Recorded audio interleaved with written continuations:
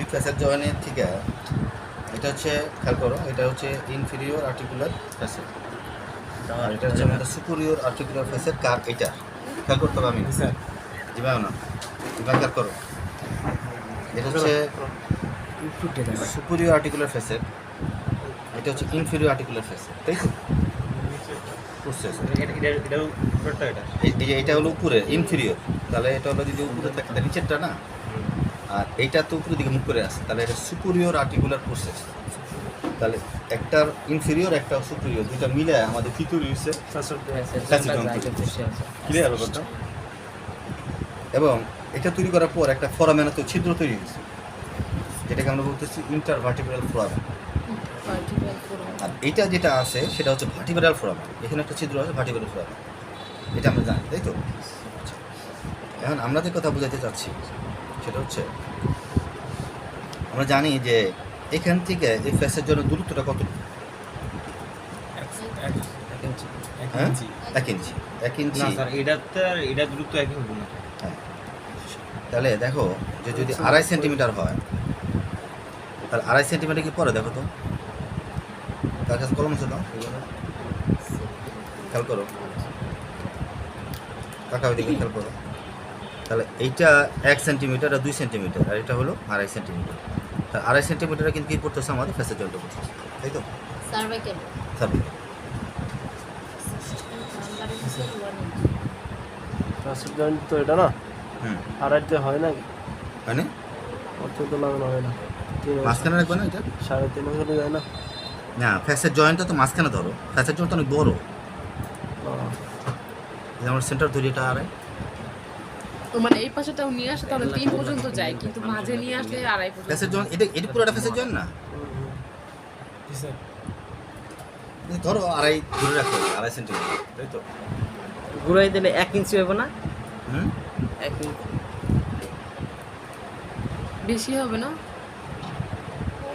তো 1 ইঞ্চি কাছাকাছি হয়ে যায়, দেখো 1 ইঞ্চি হয়। 1 ইঞ্চি, তাহলে 2.5 সেন্টিমিটার গেলে 1 ইঞ্চি, তাই তো? তাই এটা তো 1 ইঞ্চি। একই। আচ্ছা, এখন আমি যে কথাটা বোঝাতে চাচ্ছি, আমরা এই মিডলাইন গ্রেডিংটা বা মিডলাইন অ্যাপ্রোচটা আমরা শুধুমাত্র স্পেসিফিকলি আমরা রেডিকুলোপ্যাথিতে আমরা ব্যবহার করি এবং ফ্যাসেট জয়েন্ট আর্থোপ্যাথিতে ব্যবহার করি।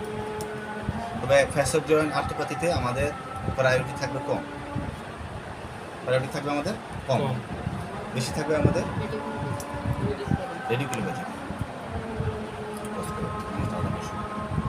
তো খেয়াল করো যে আমরা বোঝাতে চাচ্ছি আমরা এই মিডলাইন গ্রেডিং আমরা দুইটা ক্ষেত্রে অ্যাপ্লাই করি। তোমরা বিশ্বাস করবা কি না যে তুমি ইচ্ছা করলে রিচ জয়েন্টের মোবিলাইজেশনে তুমি করতে পারো, থামে মিডলাইন গ্রেডিং অ্যাপ্রোচ করতে পারো, আমরা এগুলো নিব না। আমরা মিডলাইন গ্রেডিং আমরা কেন করলাম স্পষ্ট খেয়াল করে বুঝো। আমরা লাম্বার স্টেনোসিস और সার্ভাইকাল রেডিকুলোপ্যাথি और লাম্বার রেডিকুলোপ্যাথি এবং সার্ভাইকাল রেডিকুলোপ্যাথি আমরা এটা অ্যাপ্লাই করব, আর কোথাও তোমার খুব ভালো করে নিব বুঝলে তো। এখন আসো যে গত ক্লাসে পরীক্ষা হচ্ছে রেডিকুলোপ্যাথি কারে বলে। আমরা বলছি যে রেডিকুলোপ্যাথি বলতে বোঝাচ্ছে যে এই যে নার্ভ এখান থেকে বেড়ে অনেক দূর পর্যন্ত নার্ভটা গেছে, সেই নার্ভের সেল বডিটা আছে এই জায়গায়, আর এটা তার এক্সনটা, বিশাল লম্বা লম্বা একজন, তার সেল বডিটা কোথায় আছে? এই নার্ভ রুটে আছে, ঠিক আছে? তাহলে এই নার্ভ রুট যদি ব্লক হয়, যদি চাপে পড়ে, ইমপিচমেন্ট হয়, তাহলে ওই নার্ভ ধরে ধরে যেসব জায়গায় ব্যথাটা করবে, যেই জায়গাগুলিতে ব্যথা হবে আর যে লক্ষণ প্রকাশ পাবে তার সমস্তগুলির বলা হবে সার্ভাইকাল রেডিকুলোপ্যাথি। আর সেম জিনিস যদি এখান থেকে হয় তাহলে বলতে হবে লাম্বার রেডিকুলোপ্যাথি। কি বলতে হবে? Lumber radiculopathy. যদি থোরাসিক হয় তাহলে থোরাসিক রেডিকুলোপ্যাথি। ক্লিয়ার? এবার আসি নার্ভ রুট কী কারণে ব্লক হতে পারে, কী কারণে তোমার এই চাপ সৃষ্টি হতে পারে নার্ভ রুটে। তার আমরা বলছি কি, আমরা বলছিলাম ধরো পুরো, আমরা বলছিলাম যে এই ডিস পানিটা যদি ভিতরে দিয়ে বের হয়ে যায়, ডিস্ক যদি বের হয়ে গিয়ে যদি এটার চাপ পড়ে, এটা একটা পারে 1 নাম্বার পয়েন্ট বলবা। 2 নাম্বার পয়েন্ট বলবা যে এই এই এই ডিস্কটা কোনো কারণে ক্ষয় হয়ে যাচ্ছে। ধরো এটা আছে, ধরো এরকম দেখবা যে একজন 62 বছর বয়সের ব্যক্তির এটা এরকম হয়ে গেছে।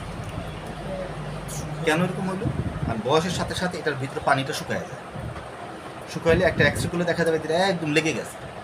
যখন এইটা আর এটা যখন কাছে চলে আসবে, তাহলে কি আমরা কি এটা বুঝতে পারতেছি না যে এইটা মাথাটা আর এই মাথাটা যখন কাছে, তার মানে এটা তখন কাছে, তখন এই ফোরামেনটা কি সমানভাবে প্রসারিত থাকবে না। মোটেও না, তাহলে চিপ চাপে পড়বে, ছুটে হয়ে আসবে। তাহলে এটা দ্বিতীয় কারণ। এটা পানি বের হয়ে, পানিটা বের হয়ে গিয়ে এদিকে পুশ করতেছে, এটা একটা কারণ। নাম্বার 2 ডিজেনারেটিভ ডিজিজ একটা কারণ।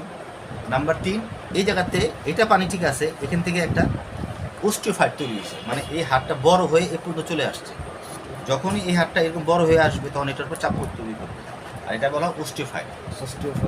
3টা কারণে আমাদের কি হইতে পারে, হতে পারে। ক্লিয়ার? এই 3টা কথাই বলতে হবে পরীক্ষা হলে, ভাইবা বলি। ঠিক আছে, এবার আসো আমাদের করবো কি আমরা। ধরো আমাদের যে কোনো একটা কারণ আমাদের হইলো, এখন ধরো আমরা এই জয়েন্টটাতে ধরে আমরা কি করলাম, পুশ করলাম নিচের দিকে। তাহলে যখন এটা পুশ করব তখন এই ছিদ্রটা আস্তে আস্তে বড় হয়, প্রসারিত হবে। আচ্ছা, যখন এটা পুশ করব তখন কি হবে, এই জায়গায় ব্লাড সার্কুলেশনটা বাড়বে। নাম্বার 2 কী ঘটবে, এই সার্কুলেশনটা বাড়বে।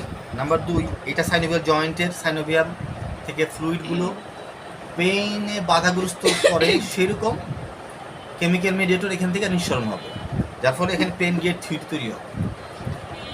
নাম্বার 2 এখানে নিউট্রিশন পাবে, হিলিং নিউট্রিশন পাবে, মানে এই ঘাটা থকথকে ঘাটা শুকাবে। একটা ঘা কেটে গেছে, বিরাট একটা ঘা হয়ে আছে, সেই ঘাটা আমরা প্রতিদিন ড্রেসিং করলাম, পরিষ্কার পরিচ্ছন্ন করলাম, ঠিক আছে। তার ফলে ব্লাড সার্কুলেশন বাড়বে, ব্লাড যখন বাড়বে তখন ঘাটা শুকাবে, ওই ঘাটা পুষ্টি পাবে। ঘা শুকানোর রাস্তা কি, অক্সিজেন। ঘা শুকানোর কি, অক্সিজেন। অক্সিজেন কে নিয়ে আসে, ব্লাড নিয়ে আসে। তাহলে অক্সিজেন আসা মানেই ঘাটা হিলিং হচ্ছে, নিউট্রিশন পাচ্ছে। অক্সিজেন না মানে নিউট্রিশন নাই, নিউট্রিশন মানে পুষ্টি।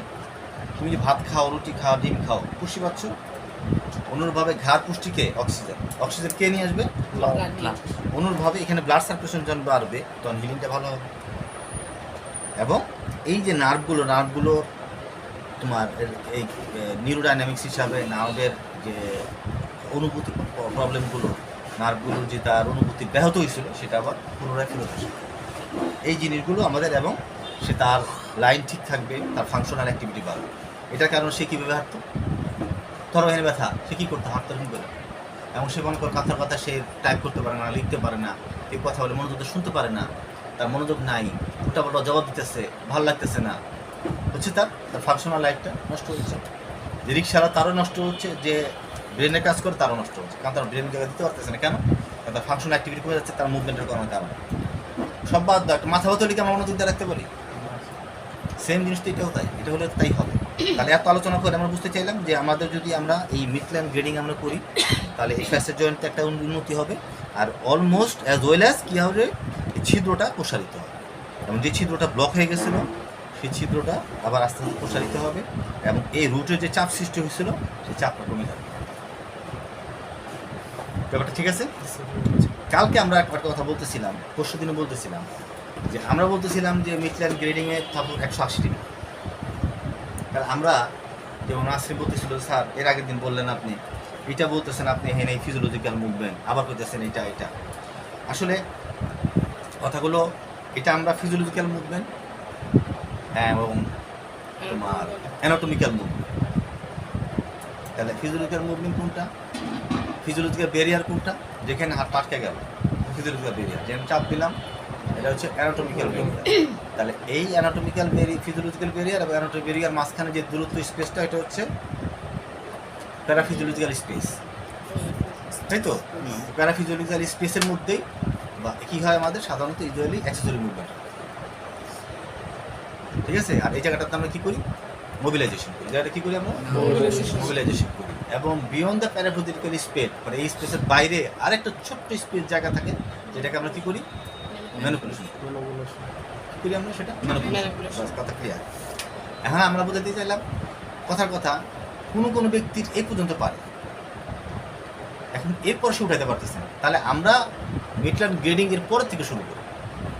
আমরা আমাদের এই যে আমরা বলতেছি grade 1, grade 2, grade 3, grade 4 according to patient condition, ওইটার উপরে ভিত্তি করে আমরা গ্রেডিংটা বানাবো। আর খেয়াল করো, সাপোজ আমার হাতের জয়েন্টটা, কথা আমি এরপর আর ধরো এই পর্যন্ত আসছে, আমি আর আনতে পারতেছি না। তাহলে আমার এই জায়গার মধ্যেই আমি কি তৈরি করবো, মিক্সার গ্রেডিং অ্যাপ্লাই করবো। এখানে আনার পর আমি চিন্তা করবো যে আর টু যায়, এটা P1, তারপর আমার P2, এই জায়গায় আমি কী করবো, এখন আমি গ্রেড 1 দিব। ঠিক আছে, একটু ফ্রি হওয়ার পেন যখন কমে যাবে, ওই সাইনিবিয়াল জয়েন্ট থেকে জানতে হবে আর2 সামনে নিয়ে আসবো, P2 তৈরি হয়ে গেল, সরি গ্রেড 2 তৈরি হয়ে গেল, গ্রেড 2 তৈরি করলাম, মাশাআল্লাহ অনেক চলে আসছে। আমি খালি আমার এতটুকু বাকি আছে আমার, তাহলে এই এতটুকুর মধ্যে আমি এখন গ্রেড 3 গ্রেড 4 দিয়ে আমি জায়গাটাতে ক্লিয়ার করবো। বুঝতে পারছি? এটা রিজয়েন্টের ক্ষেত্রে বললাম, এটা আমরা সোজা একটা উদাহরণ দিলাম। এখন আমরা এখানে কী করব, এখানে আমরা যদি সেন্ট্রাল পয়েন্টে যদি আমরা চাপটা দিই, গ্রেডিং করি, সেইটা করলেও আমাদের এই রেডিকুলোপ্যাথি আমাদের ফাংশনে যা যা বললাম যে বেনিফিটগুলো, কী কী বেনিফিট, পরীক্ষায় প্রশ্ন আসবে, প্রশ্ন করতেছো না কাতানো নাই, প্রশ্ন খেয়াল নিয়ে তাতে নিয়ে পুরো ভুলে দেবো, অনেক প্রশ্ন গেছে, খেয়াল করো।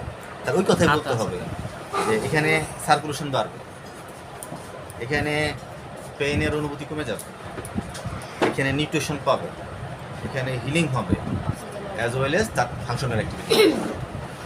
এই 4টা কথা আমাদের বলতে হবে। কে বলবে? আমরা বলবো। এই 4টা কথা যদি আমার মাথায় থাকে, তাহলে আমরা যখন পেশেন্টের চিকিৎসাটা করবো, তখন আমরা বুঝবো আমরা চাচ্ছি কি, আমাদের গোল এই রুগীটার যে তার ফাংশনাল যে লিমিটেশন আসছে, সেই লিমিটেশনটা আমরা ওভারকাম করতে পারবো, এই কয়টা কাজ করতে পারবো এবং এই বেনিফিটটা হবে, তার উন্নতিটা হবে। এই জিনিসটা তখন তোমার ভিতরে যখন থাকবে, তখন তোমার অ্যাক্টিভিটি বেড়ে যাবে অনেক বেশি, তোমার পারফরমেন্স অনেক হাই হয়ে যাবে। আচ্ছা, এবার আসলে আমরা কী করবো? তাহলে আমরা ওই কথাই বললাম, আমরা এখন কী করবো, আমরা এই জায়গাটাতে ধরে আমরা প্রথমে আমরা কী করে পুশ করবো, দিয়ে কতটুকু যায় একটা লেভেল বুঝা নিব, বুঝলাম। এরপরে যায় গ্রেডিং, গ্রেড 1 খুব ছোটো, কিন্তু গ্রেড 1, 2, 3, 4 গিয়ে 3-র পরে কিন্তু আর হাত উপরে তুলবো না, মাইন্ডেড, খেয়াল করো। 4-এর পরে হাতটার উপরে নিয়ে আসবো না, 3 শেষ। এখন আমি 4 দিতে চাই, তার হাতটা কিন্তু আবার এই জায়গায় নিয়ে আসবো না, ওই জায়গায় রেখেই একটুখানি না অল্প টুটতে চাই, তারপর যে একটা চাপ দিতে হবে। হ্যাঁ মানে প্রশ্ন আমরা না করতে বলতেছি না, এইটুকুই বুঝতে পারছি। এবার আসো, আমরা চাচ্ছি 2টা জিনিস, আমরা সেন্টার শিখবো এবং আমরা ফেসের জয়েন্ট। তাহলে আমরা ধরো 1 ইঞ্চি তার সবসময় ফিতা নিয়ে তো আমরা নড়তে পারবো না, ফিতা আমাদের সবসময় আমাদের থাকবেও। তাহলে আমরা কী করবো, আমরা এখানে একটা আঙুল রাখবো, এরকম একটা আঙুল রেখে আমরা এরকম করতে বুঝাতে পারছি কথাটা। আমরা ওই একটা আঙুল বলা হয়েছে, দেখলাম বিভিন্ন জায়গায় তারা বলতেছে যে একটা আঙুল আমরা ওই মাপ ওইভাবে মেজারমেন্ট করে আগাইতে বলছি। তাহলে প্রথমে আমরা আঙুল দিব, পাবো C1, তারপর পাবো C2, তারপর আঙুল C3 পাবো। যদি ফ্যাসেট জয়েন করতে চাই তাহলে সামনে গিয়ে C3 দিব। এখানে একটা কথা আছে, এখানে আমরা সেন্টার চাপ দিলেও যেহেতু এটা 45 ডিগ্রি অ্যাঙ্গেল, তাই না? তাহলে আমরা স্পাইনে যখন দিব তখন দিব central, direct posterior to anterior. যখন ফ্যাসেট জয়েন্টে দিব তখন আমি কী করবো, 45 ডিগ্রি অ্যাঙ্গেল, তখন কিন্তু আমি সেন্ট্রাল একদম 90 ডিগ্রি অ্যাঙ্গেলে দিব। কোন ডিরেকশনে যাবে? এই যে এভাবে সাপোজ ধরো এ আছে আর এই ধরো 45 ডিগ্রি, তাহলে এই অ্যাঙ্গেলে দিবা। এটা গেল ফেসের, আর সেন্টারে সেন্ট্রালে 90 ডিগ্রি। এগুলোর ক্ষেত্রেও কি একই? না, থোরাসিক 60, নাম্বারটা মনে নেই, নাম্বারটা দেখতে হবে। আমরা সার্ভাইকে থোরাসিক রিজনে ডিসপ্রোলাপস এবং রেডিকুলার খুব কম হয় না, যে তা না, হয় কম। নাম্বার প্যাথোলজিক্যাল কন্ডিশন নরমাল হয়, যেটা খুব কমন সেটা নিয়ে আলোচনা করি, অত কিছু দরকার নেই। বুঝতে পারছি? তাহলে বলা হয়েছে আজকে দেখলাম ওই পুস্তকে যে খুব স্কিল হওয়া খুব জরুরি। কিছু জরুরি, মিডলাইন গ্রেডিং স্কিল হওয়া খুব জরুরি, ঠিক আছে? এই জন্য জরুরি ভিত্তিতে আমরা এটা অ্যাপ্লাই করবো, গেল। তাহলে এখন আমরা তাহলে 45 ডিগ্রি অ্যাঙ্গেল মানে আমরা এরকম দিব না, আমরা এখানে কী দিব, আমরা এই যে আমি এটাতে 45 ডিগ্রি হয়ে গেছে, দেখো তো ডিরেকশনটা কী থাকবে, নট এরকম না, কী থাকবে এরকম, এই অ্যাঙ্গেলে দেখো, এই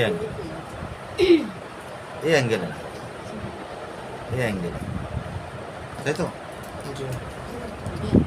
তাহলে এখন আমরা পরীক্ষার প্রশ্নটা আসবে কেমন, পরীক্ষার প্রশ্ন আমরা বলবো যে আরেকটা কথা খেয়াল রাখো তোমরা, C5 C6